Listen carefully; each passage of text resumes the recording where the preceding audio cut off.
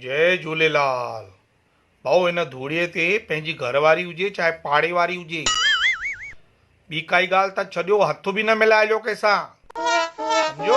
ऐं ग़लतीअ सां मिलाए बि छॾियो न त सैनिटाइज़र सां धोएजो हथ। तव्हांखे छा आहे, तव्हां त बिना बुर्श जे चांहि था पी वञो न, ॿ तोश ॿोड़े बि खाई था वञो, केॾी महिल नेरनि बि था करे वञो बिना बुर्श जे। दुकान ते पहुची ख़बर थी पएव त अॼु त मां बुर्श ई न कयो। ॻाल्हि ठहे थी, लॼ अचेव थी या? भाऊ असां वटि एॾी सावधानी था बरतनि, पंडित चवनि पिया असां त भई फेरा बि ईअं था करायूं हिन महिल नवनि जोड़नि खे, शादीअ जा महूरत आहिनि न, 12-13 मीटर जी बोछड़ी था ॿधूं, घोटु होॾे कुंवार होॾे, पोइ था फेरा थियनि ईअं परे परे। तव्हांखे छा आहे, सुहागरात बि चेटीचंड खां पोइ था चवनि, सम्झो था। हिकिड़ो साईं चिंता करणु लॻो, ॾाढी सोच में पइजी वियो, चवंदो भाऊ असांजे हिंदुस्तान जो छा थींदो। मां यार कुझु न थींदव। चई न 35 माण्हू पकड़िया अथऊं। मां चयो हा 35 माण्हू उहे हवाई जहाज मां जेके लहनि था न, कंहिंखे पहिरियों खां ई खंघि आहे, गोबो आहे, हुनजी जांच करण लाइ पकड़े था वञनि। पाण हुनजा गोबा ठीकु था थी वञनि, हुनजो जुकाम ठीकु थो थी वञे, छॾे था ॾियनि पिया, कुझु बि कोन्हे।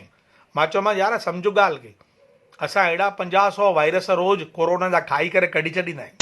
तूं ॾिठो न आहे ठेलो जेको आहे चाट टिकीअ जो ठेलो, किथे बीहंदो आहे नाले जे मथां छोलनि भटूरनि जो, उते ई प्लेटियूं धोईंदा आहिनि, उते ई खाराईंदा आहिनि।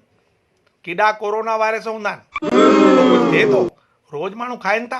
हिंदुस्तान जा माण्हू पथर बि पचाए वेंदा अथव साईं, कुझु न थींदो अथव। ऐं ख़ासि करके सिंधियुनि खे त DS जो टीको लॻल अथव।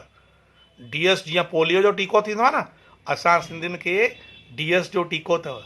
DS नथा सम्झो, दरियाशाह या न असांजे झूलण साईंअ जो टीको लॻल आहे, कुझु न थींदो साईं। असां दरिया जा मेवा खाईंदा आहियूं, मेवा दरिया जा, न सम्झंदा आहियो?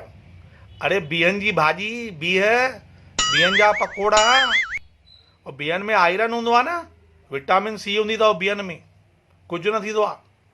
कोरोना हुनखे थींदो आहे जेके विटामिन C जी कमी हुजे। असांखे त विटामिन C भरी भरी पई आहे।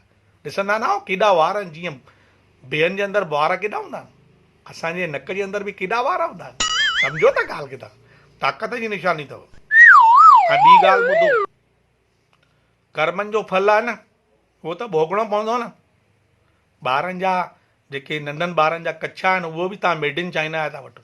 ॿारनि जी जेका चूपणी आहे खीरु पीआरण वारी, उहा बि मेड इन चाइना, सभु मेड इन चाइना अथव। भॻवान वटि जेका बुलबुड़ियूं था ॿारो, उहा बि मेड इन चाइना, प्लेटियूं चाइना, कपिड़ा चाइना, जूता चाइना। वठि भेण हाणे मौत बि मेड इन चाइना। हाणे छा कंदे, सम्झो न भाऊ। पंहिंजे हिंदुस्तान जी शयूं घटि आहिनि, उहे वापरींदा कयो। ऐं ॿियो ॿुधो, धूड़े ॾींहुं धूड़ न पाइजो, यानी वधीक दारू न पीजो, ईअं बुकनि में भरे भरे, थोरी ईअं जरी पीजो, सम्झो, जरी परसाद वांगुरु। ऐं गीहर खाइजो, मूंखे बि मोकिलिजो। जय झूलेलाल।